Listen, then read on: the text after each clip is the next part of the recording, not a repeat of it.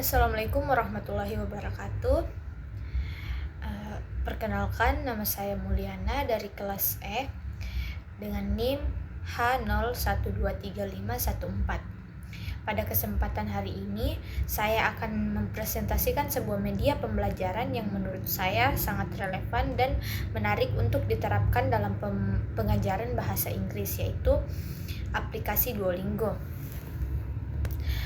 Saya akan membahas mulai dari pengertian Duolingo, alasan mengapa guru sebaiknya menggunakannya, fitur-fitur unggulannya, cara penggunaannya di kelas, hingga kelebihan dan kekurangannya. Duolingo adalah sebuah platform belajar bahasa Inggris yang gratis, berbasis konsep gamifikasi. Artinya, proses belajar dikemas seperti bermain game, sehingga terasa lebih menyenangkan dan tidak membosankan.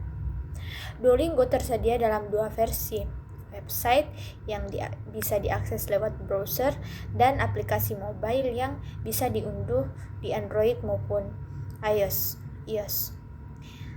Saat ini Duolingo telah digunakan oleh lebih dari 500 juta pengguna di seluruh dunia, menjadikannya salah satu aplikasi belajar bahasa terbesar yang pernah ada. Dalam konteks pembelajaran bahasa Inggris, Duolingo mencakup 4 keterampilan utama, yaitu kosakata, tata bahasa, membaca, menyimak, dan berbicara. Jadi, cakupannya cukup lengkap untuk mendukung pembelajaran di kelas. Nah, sekarang kita masuk ke pertanyaan yang penting. Mengapa guru perlu mempertimbangkan Duolingo sebagai media pembelajaran? Ada 5 alasan utama yang ingin saya sampaikan. Pertama, gratis. Duolingo tidak memungut biaya apapun, baik dari guru maupun dari siswa. Ini sangat menguntungkan terutama di sekolah-sekolah yang memiliki keterbatasan anggaran. Kedua, gamifikasi. Sistem poin, streak harian, dan papan peringkat membuat siswa terdorong untuk terus belajar. Mereka merasa sedang bermain, padahal sebenarnya sedang belajar. Ketiga, fleksibel. Duolingo hanya membutuhkan waktu sekitar 5 hingga 15 per hari. Siswa bisa menggunakan kapan saja dan di mana saja, baik di rumah, di perjalanan, maupun di sekolah.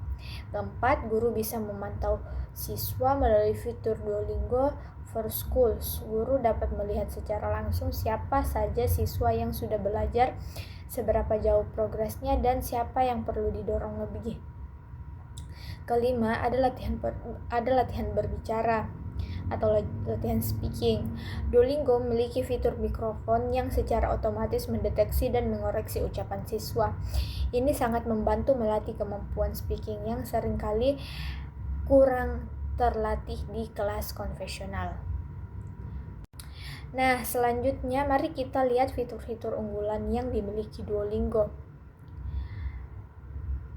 Yang pertama, speaking exercise. Fitur ini kemungkinan siswa berlatih mengucapkan kata dan kalimat dalam bahasa Inggris. Aplikasi akan mendeteksi suara siswa dan memberikan umpan balik langsung apakah pengucapannya sudah benar atau belum. Kemudian stories. Duolingo menyediakan cerita-cerita pendek yang interaktif. Siswa tidak hanya membaca tetapi juga menjawab pertanyaan yang membantu melatih pemahaman membaca dan menyimak sekaligus. Kemudian practice hub. Fitur ini berfungsi sebagai pusat latihan ulang. Siswa bisa mengulang materi yang sebelumnya salah dan memperkuat kosakata yang belum dikuasai. Kemudian leaderboard and streak. Papan peringkat memunculkan semangat kompetisi yang sehat antar siswa. Sementara streak, yaitu catatan belajar berturut-turut, mendorong siswa untuk konsisten belajar setiap hari. Kemudian Duolingo for Schools. Ini adalah fitur khusus untuk guru.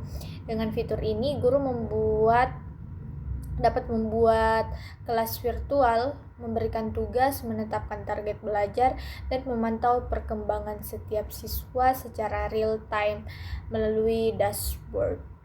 Nah, kemudian di sini ada cara penggunaan untuk guru. Pertama, kita buat akun guru di daftar akun guru gratis, kemudian buat kelas, pilih Inggris dan bahasa pengantar Indonesia. dan kemudian tambah siswa, bagikan kode kelas 6 digit kepada siswa, kemudian buat tugas, tentukan target XP dan tenggat waktu, dan pantau progres, lihat dashboard siapa yang sudah belajar, dan kemudian ekspor data. Nah, kemudian kelebihan dan kekurangan. Tentu saja sebagai media pembelajaran, Duolingo memiliki kelebihan sekaligus kekurangan. Mari kita lihat secara jujur dan berimbang. Kelebihan Duolingo, pertama, gratis tanpa biaya tersembunyi apapun. Kedua, gamifikasi yang terbukti membuat siswa lebih konsisten belajar. Ketiga, antarmukanya mudah digunakan, bahkan oleh siswa yang tidak terbiasa dengan teknologi. Dan keempat, guru bisa memantau aktivitas dan progres setiap siswa secara langsung. Namun ada beberapa hal yang perlu diperhatikan. Pertama, Duolingo tidak mengajarkan tata bahasa secara eksplisit. Siswa belajar grammar melalui contoh, bukan penjelasan langsung. Kedua, fitur berbicara masih terbatas dan tidak sepenuhnya mereplikasi percakapan dengan penutur asli. Ketiga, fitur video call yang memungkinkan percakapan langsung merupakan fitur berbayar. Dan keempat, guru tidak bisa membuat soal sendiri yang seragam untuk seluruh kelas. Oleh karena itu, Duolingo paling efektif digunakan sebagai pendamping, bukan sebagai satu-satunya sumber belajar. Nah, baik, itulah tadi pembahasan tentang Duolingo. Duolingo adalah media pembelajaran yang gratis dan mudah diakses oleh semua siswa tanpa terkecuali. Kemudian pendekatan gamifikasi terbukti membuat siswa lebih termotivasi dan belajar secara mandiri karena bagi mereka rasanya seperti bermain game.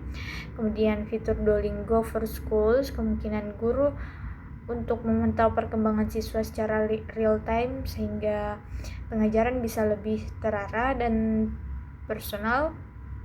Kesimpulannya, Duolingo bukan pengganti guru, ia adalah alat pendamping yang sangat efektif jika digunakan dengan tepat dan dikombinasikan dengan metode pengajaran lainnya. Itulah tadi, demikian presentasi yang dapat saya sampaikan mengenai Duolingo sebagai media pembelajaran bahasa Inggris. Saya mohon maaf apabila ada kekurangan dalam penyampaian saya. Wassalamualaikum warahmatullahi wabarakatuh.